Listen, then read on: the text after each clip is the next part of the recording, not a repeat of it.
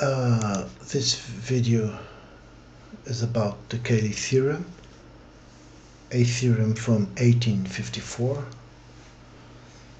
and a very important theorem in group theory. And the theorem says every group is isomorphic to a group of permutations. So if you have a group, any group will have a group of permutations. And if you get the permutation group that it is isomorphic to your group, you have further information about your group. Okay, there are many applications, and it's a very important theorem in many areas. Okay, let's jump directly into the proof.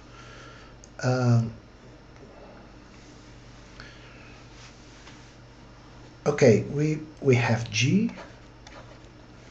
G is a group, and we need another group. Let us call it G bar. This group will be a group of permutations, right? This group will be a group of permutations. And we want to prove that G and G bar, a group of permutations, that they are isomorphic. Okay. For this proof, all we have is G. So we start with very little, okay? Very little. So we have to build G bar from G. Okay? So we are going to say for all G in the group G, for any element G in the group G, we are going to define a function T of G, or a transformation. I like to call it a transformation through G from the group G into the group G, not G bar. G bar is what we are building here. Okay, this is from G to G. Okay, and we are going to build this T of G. So Tg of x is going to be xg for all x in G, meaning the transformation G of x will be the multiplication of x, the right multiplication of x by G. Okay, so Tg is just a multiplication by G on the right. Okay. Okay, so Tg, it's pretty obvious that Tg is a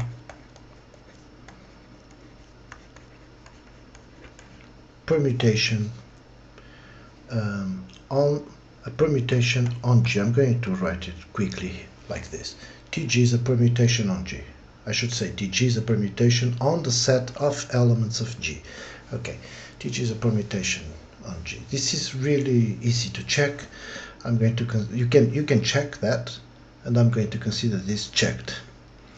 If you have any problem checking that Tg is a permutation, wait for the end of the proof, and after that I'll give an example, and in that example we will see that Tg is a permutation on G. Okay, let's look again at G bar. So what is G bar? G bar is a set of transformations G such that G is in G. Okay, So we are going to say that G bar under the this is function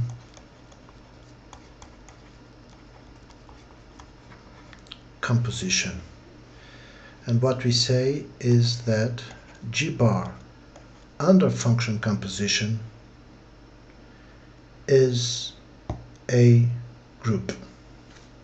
Okay, do not forget that I considered proof that TG is a permutation on G, as we will see in one practical example that I'll do at the end. Okay, let us check if G bar under function composition is in fact a group. First, let's check if it is a homomorphism. Okay, so we pick for all G and H in G, we have T of H, T of G of X equals, well, we can associate this, right? T of H, T of G of X, right? Yes. Okay, but that will be T of H. What is TG of X? Well, TG of X is XG. XG is XG, right? So we have TH of XG. But what is TH of XG? Is a right multiplication. Now this is H, so it will be right multiply. XG times H. Okay, well, but this is the same, it is associative, right? Okay, and what is this? This is nothing else than T of HG of X. Okay, so all this equals all this. So TH TG of X equals TGH of X. Okay? Okay. Okay, prove that it is a homo. What about the identity? Well, we just pick the identity and the transformation of the identity. It will be the identity of the group. Checked. Does it have an inverse? What is the inverse of T of G? Well, that is going to be T of G inverse. Okay, so it does have an inverse. Checked. Do not forget the operation was function composition, okay? And function composition is a associative operation. So everything we have done here is allowed. Okay? So all conditions were verified.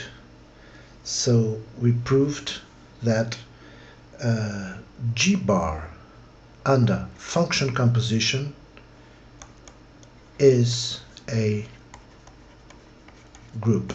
That is proved now. It is very nice because we proved that G bar is a group, and we built G bar through G. This G bar was built with G, right? And with this transformation here. Okay, we are half the way, right now, okay? Because we have G, by hypothesis, a group, and it is proved now that G bar under function composition is also a group. Okay, we still need to prove that they are iso, right? So we need a phi that takes us from G to G bar. G bar that we built it on G, right? Okay. What is our phi? It will be for all, what shall I call it? G. For all G in the group G, we are going to define phi of G as the transformation of G. Okay, so this is our phi, and we hope that this phi will give us an isomorphism between G and G bar. Okay, so if G equals H, well, that means that T of G equals T of H, right? Two different transformations. So if they are equal, they will be equal. So phi is a function that takes us from G to G bar. No doubt about that. Okay? Okay, checked. Now, shall we check injectivity? That is 1 to 1. Okay. We pick T of G. If T of G equals T of H, well, that is the same as saying the transformation G of the identity equals the transformation H of the identity. Okay, but this is the same as saying that do not forget that our operation is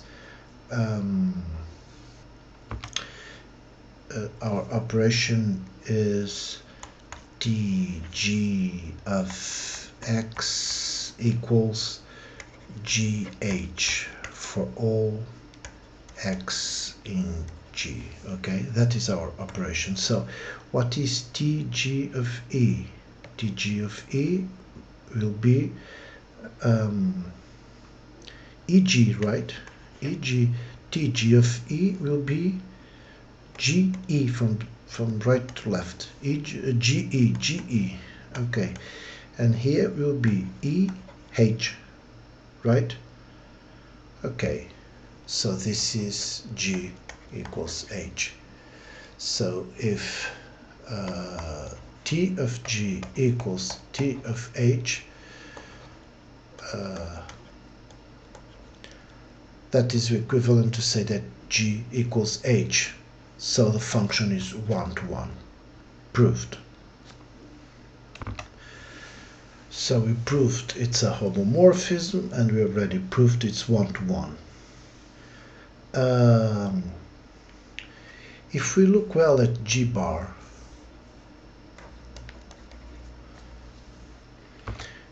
it's obvious, by the way, that G bar is constructed that phi is onto. This operation is onto. This is really easy to check. Okay, we still have to check if it is operation preserving, right, or a homomorphism. Okay, we checked at the beginning. I call that an homomorphism, but at the end of the day what we proved was that phi is a mapping. Okay, that was the first thing I proved. Okay, because operation preserving, we have to do phi of xy, right? And what is phi of xy? Well, phi of xy is a transformation, right? So it will be the transformation of xy. And what is the transformation of xy? Well, the transformation of xy is the transformation of x times the transformation of y. And what is the transformation of x? That's phi of x. What is the transformation of y? That's phi of y. Okay, so phi of xy equals phi of x times phi of y. Okay, and this proves the theorem. We just proved that phi is a isomorphism from the group G to the group of permutations G bar that was built on G. So every group is isomorphic to a group of permutations. We started with G, a group, and we built a G bar, a group of permutations. Okay, this group of permutations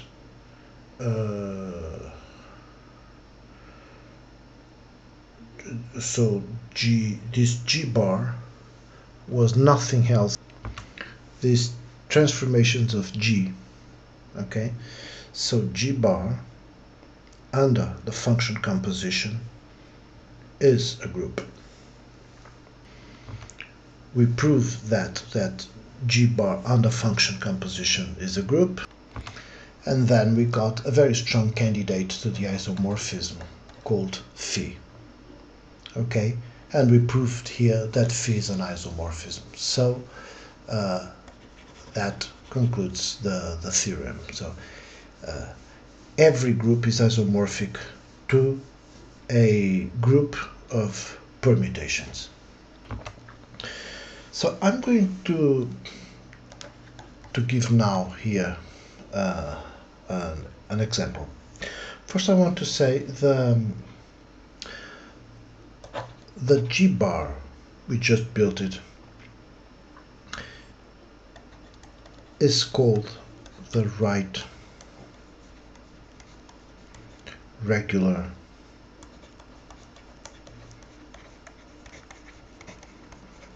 representation, right regular representation of G. Okay, G bar, just as we built it, is nothing else than the right regular representation of G. Okay. Okay, I'm going to pick. What I'm going to do now is I'm going to pick a group, and then I'm going to calculate the right regular representation, or the group bar. I can take, for instance, U12. Okay, so U12 is nothing else than the group of units module n. So it will be a set of integers less than n and relatively prime to n, in our case is 12, right, under multiplication module 12. So that's our group. Okay, group of units module 12. So it will be the numbers, the integers less than 12 and relatively prime to 12 under multiplication module 12. Okay, so it's quite easy to check that U12 is 1, 5, 7 and 11. Very easy to check.